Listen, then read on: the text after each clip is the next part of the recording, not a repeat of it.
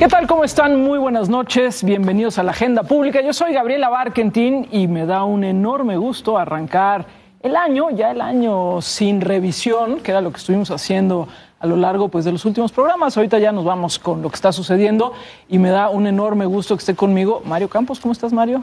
Gaby, hola, no dije Gaby. Bien, ¿no? Dije, hola, Mario. Hola, Gaby, ¿cómo estás? Muy bien. Qué gusto estar de nuevo aquí con muchos temas, como siempre, que platicar. Y con el querido doctor. Así es, porque ya lo saben, es lunes de opinión pública y sí está con nosotros. Yo pensé que se iba a escapar por aquí del Día de los Reyes Magos, pero aquí está con nosotros el doctor Ulises Beltrán. Ya lo conocen, director de BGC y Asociados. ¿Cómo estás? Encantado, Gaby, Mario. Muy bien, felicidades. ¿Les trajeron algo los Reyes? ¿Te trajo algo? ¿No? Ya Nada. no, caray. Me porté re mal el año pasado. Yo creo que sí. Estaba en la fila en correos y le pregunté a un niño, ¿y qué te van a traer algo? Y me dijo, no, es que este año porté re mal y no van a traer nada. Eso Fíjate, es honestidad. eso es para que honestidad, veas. sí. Pues no es por presumir, pero a mí sí me trajeron. Ay, Órale, cálmate. ¿Qué te trajeron? Unas revistas muy buenas. ¿Una revista? Sí, muy bueno, buenas. por lo menos no te trajeron calzones y calcetines, que es lo que normalmente traen los Reyes Magos. Sí, mejor ¿no? nada que eso. ¿verdad? Mejor Sí, nada que la verdad, calzones y sí. Pero sí revisen sus conciencias, ¿eh? Sí, Pues sí, es a padre mí que te nada, traigan. Yo pasaron a mi lado. yo sí reconozco, yo no tengo problema. Yo escribí cartita y la puse en globo y toda la cosa, pero nada. Pero bueno, yo sé que muchos sí, seguramente están disfrutando sus juguetes de toda índole. Así que bueno, pues feliz Día de Reyes, feliz ahora sí que 2014. Y pues nada más comentar un lugar común, si tú quieres, Mario, de la Navidad, un poco en los medios de comunicación. Pasa algo muy curioso que yo creo que tiene que ver con cómo solíamos consumir los medios de comunicación. Y es que pues llegaban las vacaciones de diciembre o las vacaciones de Semana Santa o incluso en verano, y como que todo el mundo se va de vacaciones, ¿no? Entonces los medios se van como a su mínimo, ¿no? Las ediciones vuelven muy delgaditas, en casi todos los noticiarios además hay suplentes o programas grabados o revisiones, pero también es interesante que está cambiando cómo la gente se expone a los medios. Y ahora sí tienes a mucha más gente, por ejemplo, en diciembre, que yo veía en Twitter, ¿no? Y decían, ¿pero dónde están? ¿No? O sea, ¿por qué se van de vacaciones si no todos nos vamos de vacaciones? Pero es interesante lo que pasa un poco en esta dinámica de los medios en estas fechas. Que alguna vez lo platicábamos, exhibe un poco la dinámica también de los propios medios, que en lugar de cubrir temas, realmente cubrimos fuentes. Sí. Entonces, como seguimos no el tema de la pobreza, sino la Secretaría de Desarrollo Social, pues cuando la Sedesol baja la cortina, pues ya no hay temas, ¿no? Y eso se refleja también en la pobre cobertura, digamos. Y en efecto, pues para algunas personas también son oportunidades a lo mejor de estar a cuadro o de probarse un poco las propias empresas mediáticas. Pero es cierto, pues estamos en un ecosistema que está cambiando, donde hoy las opciones mediáticas son cada vez mayores. Y que bueno, hay que decir, también fue un diciembre particularmente tranquilo, creo, en materia informativa, a diferencia de otros años donde de pronto brota algún tema de crisis nacional o internacional, que de inmediato se magnifica también porque a falta de otros temas todos nos volcamos en el mismo asunto, ¿no? Como que este fin de año yo no detecto por lo menos alguna historia en particular que se convirtiera en el centro de atención. Sí, mira, no sé, tal vez, y eso lo platicábamos hoy en la mañana también en un programa de radio, yo no sé si tengan que ver también justo con que los medios, la atención pues no está tan fija, ¿no? Porque bueno, de que pasan cosas, o sea, Michoacán sigue muy activo, lo que está pasando en Rusia, que es muy grave, ¿no? Estos atentados justo antes de que sean los Juegos Olímpicos de invierno, en fin, hay cosas, ¿no? Sin duda que están pasando, pero sí, pues son otras dinámicas, ¿no? Sí, y quizás en esta ocasión también pesó mucho los 20 años, que entiendo que eso vamos a entrar, porque sí, por lo menos, al regreso de vacaciones sí había una cobertura bastante amplia, en algunos casos buena, debo decir, del tema de los 20 años, en particular del EZLN, que Así sí es. levantó, por lo menos yo percibí a finales del año pasado, un cierto nerviosismo, diría yo, sobre qué va a hacer, ¿no? ¿Van a hacer algo, no van a hacer, etcétera, ¿no? Y es que cuando dices, doctor, los 20 años, pues estamos hablando de un proceso que históricamente es muy cercano, ¿no?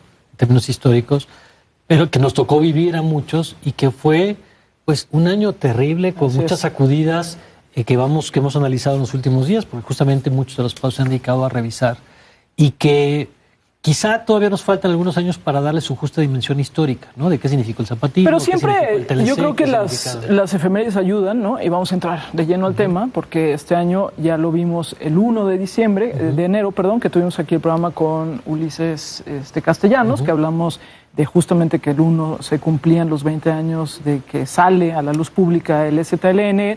Pero bueno, todo el 2014 va a ser un año en donde vamos a recordar pues ese 1994, que sin duda fue un año pues hay que decirlo, traumático en muchos sentidos, ¿no? Por supuesto está el tema del Ejército Zapatista de Liberación Nacional y el Tratado de Libre Comercio de América del Norte. Más adelante, en marzo, pues la muerte de Luis Donaldo Colosio. Más adelante todavía, el asesinato también de Ruiz Massieu. Está, por supuesto, pues el triunfo de Zedillo con todo lo que implicó, digamos, ese triunfo esa elección, en términos, esa elección, ¿no? Luego, ya, bueno, cierra el año sin duda también con el error de diciembre, un año muy complejo, un año, digamos, muy convulsionado, que yo sí creo, Ulises, que vale la pena que lo revisemos a lo largo de este tiempo, porque si bien lo que dice Mario es cierto, 20 años no es tanta distancia como para tener una perspectiva crítica suficiente, pero creo que sí nos obliga a pensar qué pasó entonces y dónde estamos ahora, ¿no? Pues sin duda 94 y corona lo que pasa en 94 y 97 es el inicio de cambios muy importantes en este país. Sin duda en el 94 se gesta una serie de cosas. Hay una frase que creo que la dijo Héctor Aguilar Camín, no sé, no estoy seguro de ello, pero dice, fue un año en el que la violencia política tuvo permiso. Y sucedieron cosas que efectivamente no habían ocurrido nunca, ¿no? Y particularmente este hecho, el presidencialismo es cuestionado, es atacado en la forma del asesinato de Luis Donaldo Colosio, es el asesinato del presidente en una de sus formas, claro, porque en ese momento era sin duda el próximo presidente de México, ¿no? Y, en fin, todo el problema de sucesión que siguió. Y es un año en el cual, repito, muchas cosas se gestan, y abre la puerta al enorme cambio, por lo menos en aspectos centrales, que son los 20 años que pasaron desde entonces. Cambia totalmente la representación política. En 1991, si tú pones un mapa con los distritos y le pones un color a los ganadores, 299 de los 300 son del PRI. Uno es del PAN en Baja California, o me acuerdo que una alianza PAN-PRD. Las alianzas... El sistema de partidos se redefine, la representación política, por lo menos en el Congreso, pasa de la total concentración a la dispersión que vivimos hoy. Los medios de comunicación, vale la pena una reflexión, les tocaría más a ustedes que a mí porque no lo tengo muy claro, pero ciertamente esta pluralidad, esta tremenda transformación del entorno concentrado a lo disperso se observa claramente a partir del 94 y son los 20 años que hoy vemos en una perspectiva interesante. Y yo agregaría, está todo este eje político, digamos, de cambios, ¿no? Que seguramente nos podrán decir nuestros amigos vía Twitter qué piensan de qué tanto ha cambiado el país, pero en lo económico también es este año de rompimiento de una serie de paradigmas, porque son las famosas reformas, las reformas estructurales de entonces. Si bien es cierto que ya con Miguel de la Madrid se habían dado muchos cambios, el proceso de adelgazamiento del Estado y todo el neoliberalismo, 94 es el año también del TLC, con lo que significa la visión de cómo se inserta México en la economía global, con las resistencias que eso también implicaba y que es parte de lo que se mide ahora en la encuesta que hoy se publica en Excelsior. Oigan, y también un dato ahí que creo que vale la pena en algún momento retomar. Alguien decía, yo me imagino que han visto la serie Mad Men, ¿no? Y hay un momento, no me acuerdo en qué temporada es de la serie Mad Men, en donde es el asesinato de Kennedy, ¿no? Y la serie, toda ella, adquiere otro tono, ¿no? Adquiere un tono más oscuro y es un poco como el momento en donde pierde la inocencia, un poco como la sociedad estadounidense ante lo que ve. Y alguien decía el otro día, bueno, el 94 da un poquito esa misma sensación, ese año en que perdimos la inocencia frente a muchas cosas, ¿no? Que tiene que ver con lo económico, con lo político, pero también hay que reconocer la organización, las organizaciones civiles, también mucho de lo que vemos hoy en términos de cómo está organizada, digamos, por grupos, por temas, por intereses, tiene que ver mucho con esa movilización. En términos mediáticos, otra vez, pues lo dijimos aquí, Marcos fue este personaje carismático, mediático, la primera guerrilla de alguna manera por Internet. Internet jugó un papel importantísimo en ese momento incipiente. Y algo que sí me ha llamado la atención ahora que lo comentamos, porque creo que ha habido, coincido contigo, Ulises, una buena cobertura desde el 1 de enero en muchísimos medios. La gente más joven, y tal vez los que nos están viendo nos pueden decir algo, te pregunta mucho, pero cuéntenos más. Es decir, creo que no hemos contado muy bien esa historia, porque me han preguntado mucho, oye, pero cuéntenos más. Y es cierto, tenemos ahí la película esta Colosio, la que dirigió Volado, que se estrenó el año pasado. En fin, hay como algunas cosas. Ahora, insisto, están saliendo. El número de Nexos de este mes es extraordinario, muy recomendable. Hacen de veras una revisión muy a fondo. Pero creo que nos falta contar todavía esa historia, ¿eh? Sí, bueno, también es una historia de cambios muy, muy importantes. Ahí cuajan los cambios institucionales de Salinas, ¿no?, en la apertura comercial. Yo creo que ese es el de lo que hablaremos ahora. Es finalmente una economía cerrada por toda la vida, finalmente se abre. La economía cambia muchísimo, pero también hay que entender, y eso me gustó mucho de los reportajes que leí, tampoco cambian cosas muy fundamentales como es la desigualdad. Sí. De hecho, los mejores reportajes que leí fueron los que fueron a la zona zapatista y quizás dan testimonio de un solo cambio que me parece muy importante, por cierto, que es el tema de la mujer en las comunidades indígenas, ¿no? Sí. Que adquiere un papel distinto de respeto, de no violencia, etcétera. Pero la pobreza, la marginación, el estatus, los pobres de México, los pobres más pobres de México son y siguen siendo los indígenas, ¿no? Y entonces todo el gran cambio político, porque son comunidades verdaderamente autónomas, pues no pasa hacia la economía, ¿no? Oye, si entramos hasta la encuesta de hoy, Ulises, que traen, ya lo saben, todos los lunes en el diario Excelsior, está la encuesta de hoy que va sobre justamente el Tratado de Libre Comercio y el Ejército Zapatista de Liberación Nacional a 20 años, ¿no? Y vamos a ver ahorita algunas gráficas. Ulises, ahí estamos viendo la primera que pregunta si está usted a favor o en contra del Tratado de Libre Comercio entre México, Canadá y Estados Unidos. Pues mira, desde un principio, desde que se planteó en noviembre del 92 y luego, noviembre del 92 y 93, y al año siguiente 93, el mayor acuerdo, pero la población estuvo siempre a favor del Tratado de Libre Comercio con los Estados Unidos. Ahora, es muy importante señalar que estaban de acuerdo fundamentalmente, si tú te ubicas como consumidor, percibes de inmediato las ventajas del Tratado de Libre Comercio y percibes nuevos productos, una oferta más grande, quizás no solo más grande, sino a mejores precios, aunque es muy difícil en entornos inflacionarios registrar esas cosas. Pero si te ubicas como empleado y como productor tú mismo, ¿no? Había desde entonces una gran preocupación de perder tu empleo o no tenerlo, y hoy día un reconocimiento matizado de lo que es el tratado. Sí, sirve para que haya muchos más productos, etcétera, pero no ha contribuido al empleo ni a la mejoría económica. Hay un dato, porque me llamó la atención, es decir, sí, la evaluación en general ha sido favorable, más favorable que no, pero no es ahorita el momento más alto, digamos, de la apreciación del Tratado de Libre Comercio en este momento, ¿no? Con el sexenio en el que estamos ahorita. Es decir, sí ha habido alguna fluctuación ahí, ¿no? Muy probablemente relacionado con las percepciones económicas en general, y en este caso, 54%, que es de las cifras más bajas. Sí. Hay algunos 50 o unos 52 en la historia, pero relacionado probablemente con la preocupación económica que vivimos, ¿no? Bueno, vamos a la que sigue, que tiene que ver con si en la opinión de la gente la venta de los productos mexicanos en Estados Unidos y Canadá ha aumentado o ha disminuido.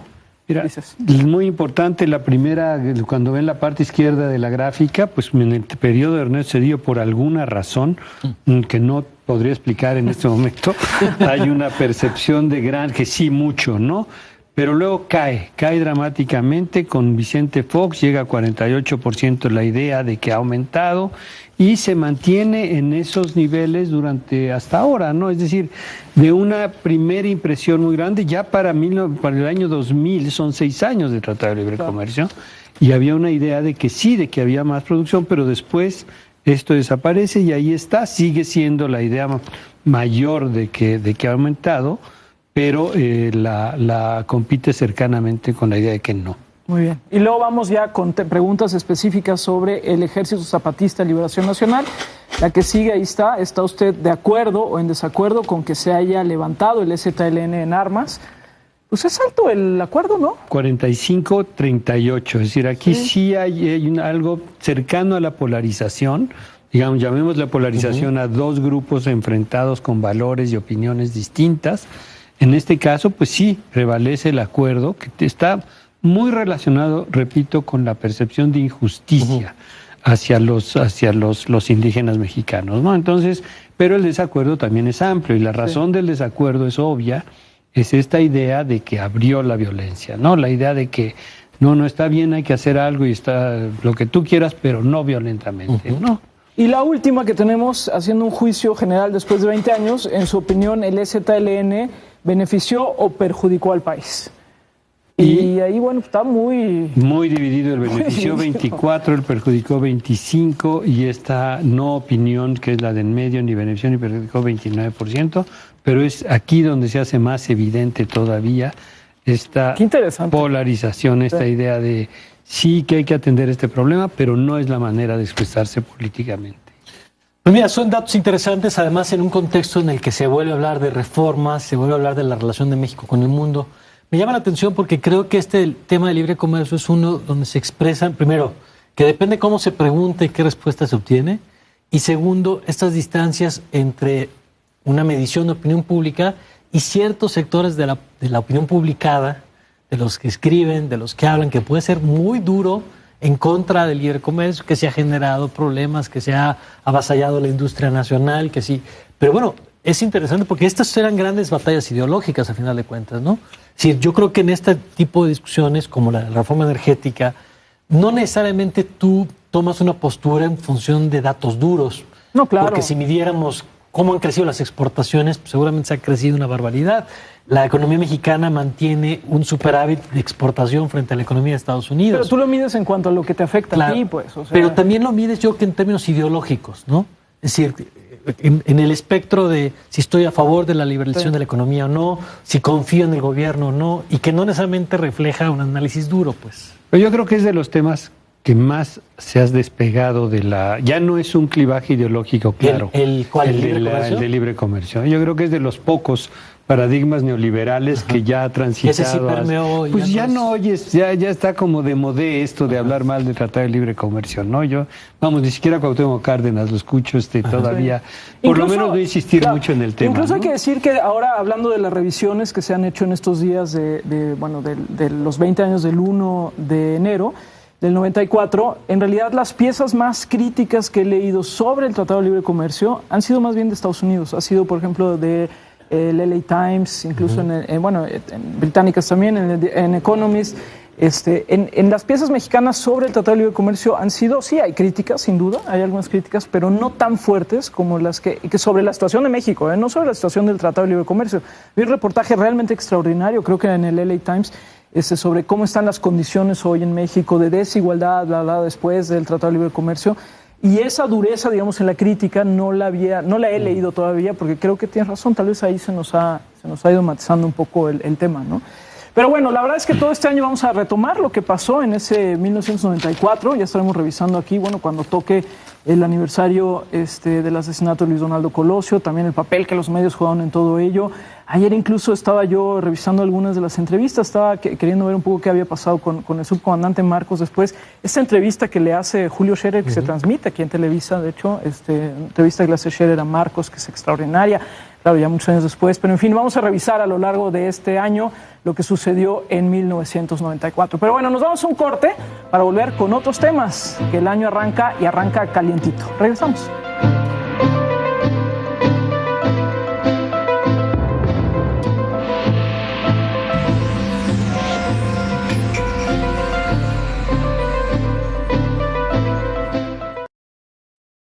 Bueno, estamos de regreso aquí en la agenda pública y bueno, el tema con el que cerró ayer y con el que comenzamos la semana, no el único tema sin duda, pero un tema importante que hoy está prácticamente en las primeras planas de los medios de circulación nacional y en muchos noticiarios, pues fue el repliegue del plantón de la Coordinadora Nacional de Trabajos de la Educación, de la CENTE, del Monumento a la Revolución por parte del gobierno del DF. Mario, hay que decirlo, tanto la televisión, Foro, Milenio, en fin, la televisión, la radio, también nosotros ahí en W Radio estábamos, pero también ustedes en Más DF, el periódico que diriges, pues también estuvieron ahí, ¿no? Sí. Y hay que decir, no sé si coincidas conmigo, pero fue un buen momento, fue un buen timing, ¿no? Fue un buen momento, muy bueno, porque eso permitió que saliera hoy en todos los periódicos. Es el arranque noticioso del año, es ese. Me llama la atención la selección del día de la operación. No sé si es porque vieron que el plantón pues ya era más escenografía en ese momento que realidad. Si es un mensaje político como parte de una estrategia del jefe de gobierno. No sé si es lo que quiso decir el secretario de Gobernación. ¿Se acuerdan de una frase hace finales de año de la tolerancia tiene un límite? Sí. Que cayó como en medio de la nada y fue a quién se lo está diciendo. No sé si tiene que ver una cosa con la otra, pero en todo caso sí coloca al jefe de gobierno en una posición. Para muchos llega tarde y esto tendría que haber ocurrido. Es cierto que el momento político ahorita es uno y hace unos meses era otro. Los maestros hay que ver cómo responden, pero sí creo que marca el inicio del ciclo político de este 2014. ¿Qué hay que decir, Ulises, que por ejemplo en la fiesta de fin de año que hubo aquí en el Paseo de la Reforma, pues hubo un abucheo fuerte cuando se mencionó el nombre de Mancera?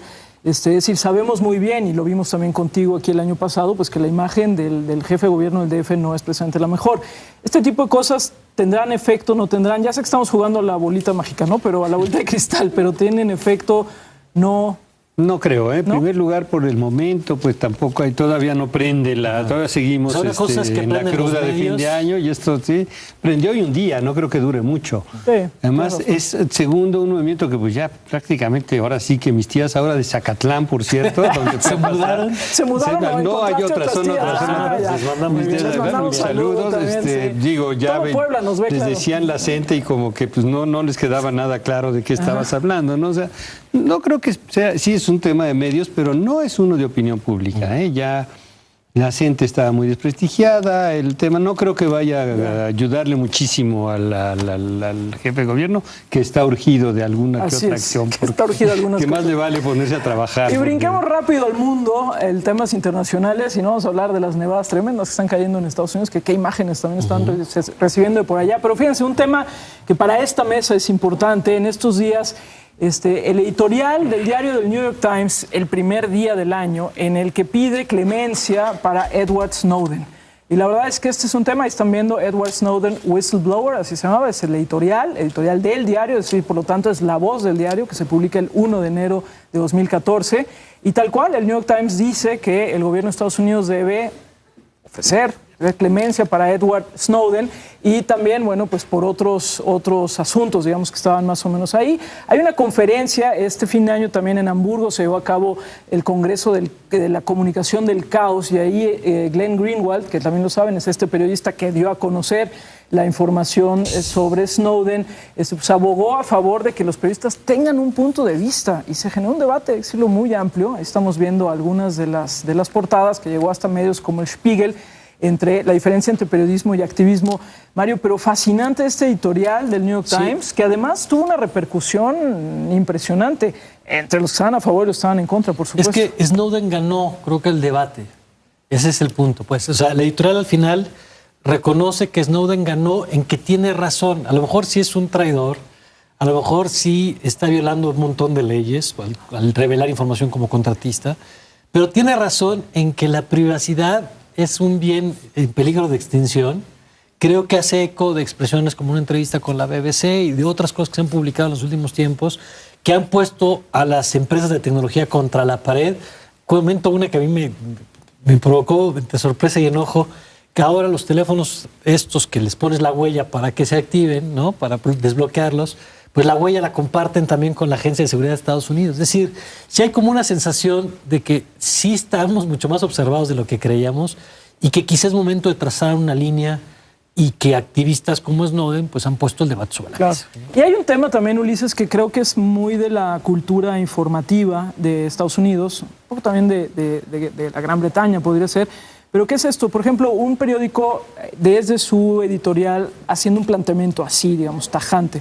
Bueno, en México hemos visto algunas cosas similares, pero algo no tan así, digamos, no tan directo. Yo creo que sí, pues, lo del New York Times es fascinante porque le da la lista de las... El que le dio la razón a Snowden fue Obama. Así es. Al haber actuado en consecuencia de lo que él... y hace la lista de lo que benefició a los Estados Unidos y a todos la acción de Snowden, ¿no?